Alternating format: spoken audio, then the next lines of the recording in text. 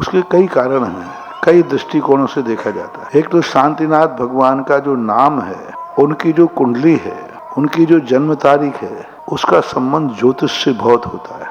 इसलिए इस प्रकार के एक दिन हमने कहा था ना कि हर चीज की एक एनर्जी होती है। पारसनाथ भगवान की एक एनर्जी लेवल अलग है, क्योंकि उन्होंने उस संकट को जिया है और उस संकट को जीतने की एनर्जी उन्होंने डेवलप की है। शक्ति तो सभी तीर्थंकरों के पास थी, लेकिन डेवलप नहीं थी। दीपक जलने की ताकत तो सभी दीपकों में है, लेकिन जलते हुए दीपक में, बुझे हुए दीपक में कितना अंतर है। पारसनाथ ने वो शक्ति को प्रज्वलित किया है। अन्य तीर्थंकरों को भी वो शक्ति थी, लेकिन उनकी प्रज्वलित नहीं हो पाई क्योंकि निमित्त नहीं मिला। इसलिए इस प्रकार की परिणति के उल्लेख शास्त्रों में बहुत मिलते हैं। ऐसा करने से कोई तीर्थंकरों का अपमान नहीं होता। एक व्यवस्थाएं हैं और तीर्थंकरों का ऐसा अंतर पाया जाता है। प्रतिमाओं में अंतर है, भगवानों में अंतर है। शांतिनाथ आदि के इनके नाम संज्ञा के ऊपर सामान्य आराधना करना है तब तो सभी तीर्थंकर बराबर हैं, लेकिन इष्ट की प्राप्ति और अनिष्ट की निवृत्ति करना है तो ये तीर्थंकरों में भेद करना पड़ेगा। सभी वनस्पतियां बराबर हैं, लेकिन सभी वनस्पतियां एक समान तो नहीं है। सभी पृथ्वियां बराबर हैं, लेकिन हीरा मोती आदि सब एक समान तो नहीं है।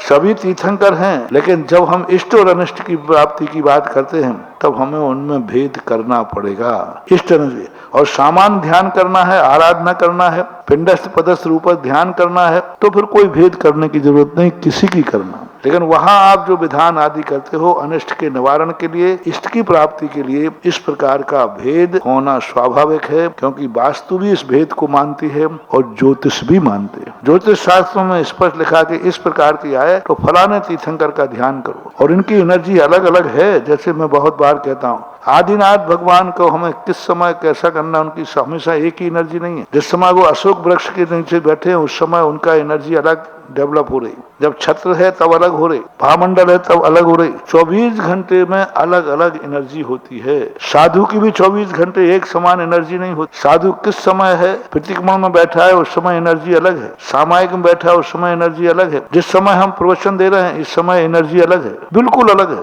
जिस समय भगवान वेदी पे बैठे उस समय उनकी एनर्जी अलग है, और जिस समय अभिषेक को पांडुक शिला पे बैठे हैं उस समय सबसे ज्यादा दातार की एनर्जी होती है भगवान की। जैसे राजा जब भंडार में जाता है, समझ लेना कि आज बहुत भंडार दान होने वाला है, उस समय उसका नेचर। इसी प्रकार जब भगवान पांडुक शिला की तरफ आते हैं, अभिषेक का समय होता है, उस समय यही मूर्ति की एनर्जी दाता के रूप में आती है। शेष समय में तो ये सब चीजें जब अपन को वास्तु का और ज्योतिष का सब विहंगम जब अध्ययन करते हैं तब इनको पता चलता है। सामान्य धार्मिक दृष्टि से, आध्यात्मिक दृष्टि से सभी तीर्थंकर बराबर हैं, कोई अंतर नहीं। लेकिन जब हम इष्ट अनिष्ट की कल्पना करते हैं तो भी इतना तक अंतर है कि सुबह की मूर्ति की एनर्जी अलग है और शाम की मूर्ति की एनर्जी अलग है और दोपहर की अलग है। वही भगवान आप आहार करने के पहले गए अभिषेक करने के लिए और एक आहार करने के बाद गए, उसमें भी अंतर आएगा। दिन का और रात का अंतर आएगा, पर्व का और बिना पर्व का अंतर आएगा।